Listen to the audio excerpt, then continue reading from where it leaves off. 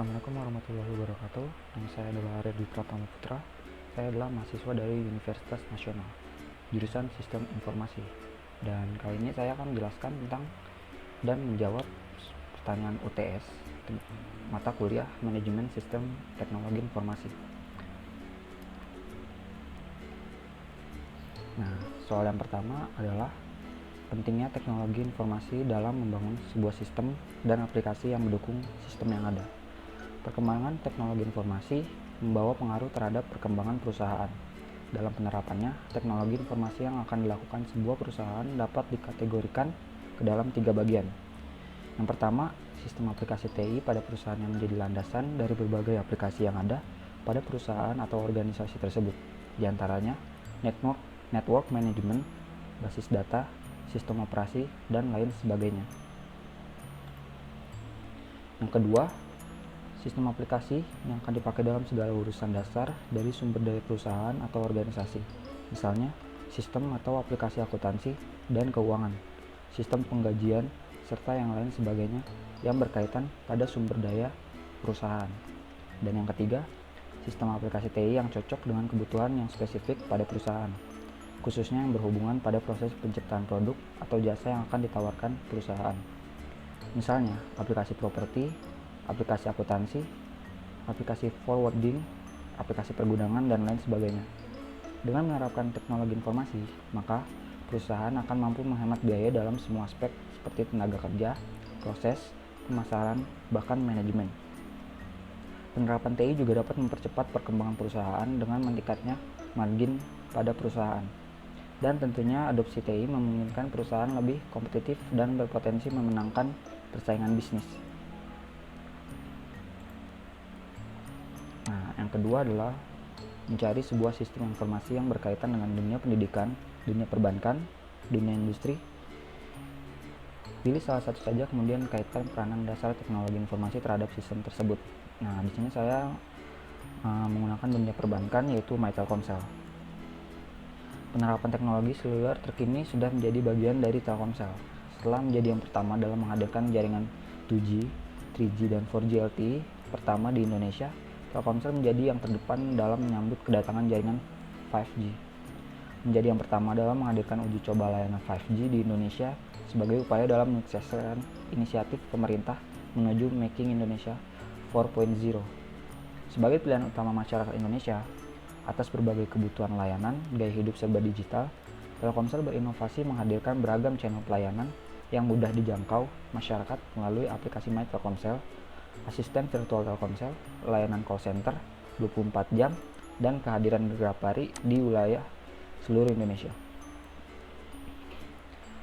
Yang ketiga, mencari sebuah situs e-commerce dan ceritakan hal yang berkaitan dengan proses bisnis yang ada pada e-commerce tersebut, mulai dari proses pendaftaran, pemesanan, dan proses pembayaran. Di sini saya memakai aplikasi e-commerce Shopee. Shopee adalah situs e-commerce yang berkantor pusat di bawah naungan Sea Group yang didirikan pada 2009 oleh Forrest Li. Shopee pertama kali diluncurkan di Singapura pada tahun 2015 dan sejak itu memperluas jangkauannya mulai tahun 2019. Shopee juga aktif menjadikannya negara pertama di Asia dan luar Asia yang dikunjungi Shopee. Shopee sendiri dipimpin oleh Chris Feng. Nah, untuk cara pendaftarannya, pertama, buka Shopee di Google komputer Anda, atau jika melalui smartphone, download aplikasi Shopee di Play Store ataupun App Store. Setelah itu, daftar melalui nomor telepon ataupun dengan akun Google, Facebook, dan akun Apple kalian. Setelah itu, masukkan kode verifikasi yang telah dikirimkan oleh pihak Shopee melalui smartphone Anda. Buat password sesuai dengan keinginan kalian. Setelah akun berhasil dibuat, kita tinggal login saja dan sudah bisa berbelanja. Nah, untuk pemesanan produk dan pembayaran, yang pertama pilih barang yang ingin dibeli untuk memesan barang tersebut. Pilih ukuran atau warna sesuai dengan keinginan. Setelah itu beli sekarang. Jika tidak ada yang ingin dipesan lagi, kita tinggal lanjut saja pilih checkout untuk menuju proses pembayaran. Nah, untuk alamat dan juga sistem pembayaran yang ingin dipilih, ada banyak pilihan yang ada di Shopee. Jika sudah, maka pilih buat pesanan. Masukkan kode. Di sini saya menggunakan Alfamart ya sebagai pembayaran. Nanti kita akan mendapatkan kode. Nah, kode tersebut akan dibayar di kasir sesuai dengan jumlah yang harus dibayar. kita tinggal memberikan saja kode tersebut ke kasirnya. Nah, jika barang sudah sampai, kita bisa memberikan nilai sesuai dengan barang tersebut untuk meningkatkan nilai toko tempat kita membeli barang tersebut. Nah, soal yang keempat adalah memberikan penjelasan peranan database dan komunikasi data dalam proses jual beli online atau e-commerce. Untuk mengetahui data pelanggan, maka setiap perusahaan harus mengumpulkan informasi dan menyimpannya dalam database yang dapat digunakan untuk melaksanakan pemasaran database. Database pelanggan biasanya berisikan semua nama pelanggan, alamat, riwayat transaksi, dan bahkan data demografis dan psikografis. Jika dimanfaatkan secara maksimal, informasi tersebut dapat memberikan banyak keuntungan bagi perusahaan. Nah, perusahaan dapat menentukan peringkat pelanggannya menurut pembelian terakhir, frekuensi, dan nilai moneter seperti lisensi, monetary value, dan frekuensi, serta hanya mengirimkan penawaran kepada pelanggan yang memiliki nilai transaksi tertinggi. Pemasaran database merupakan sebuah proses membangun, memelihara, serta menggunakan database pelanggan untuk bertransaksi dan membangun hubungan dengan para pelanggan. Database pelanggan mempunyai peran yang vital dengan database yang dimiliki. Setiap bisnis atau perusahaan dapat menganalisis untuk menggali informasi pelanggan.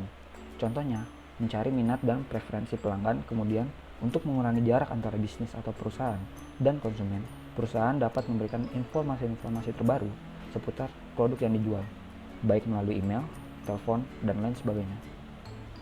Nah, soal yang terakhir adalah berikan deskripsi tentang SPK dan kaitkan dengan MSTI. Nah, SPK itu sistem pendukung keputusan adalah bagian dari sistem informasi berbasis komputer, termasuk sistem manajemen pengetahuan berbasis pengetahuan yang digunakan untuk mendukung pengambilan keputusan dalam suatu organisasi atau perusahaan. Nah, SPK ini sangat berkaitan dengan MSTI karena dapat digambarkan sebagai sistem yang mampu mendukung analisis Eddie Hodge data dan pemodelan keputusan, berorientasi keputusan, orientasi perencanaan masa depan, dan digunakan pada waktu yang tidak biasa. Setelah sekian dari saya, kurang lebihnya mohon maaf. Wabillahi taufiq wal hidayah. Wassalamualaikum warahmatullahi wabarakatuh.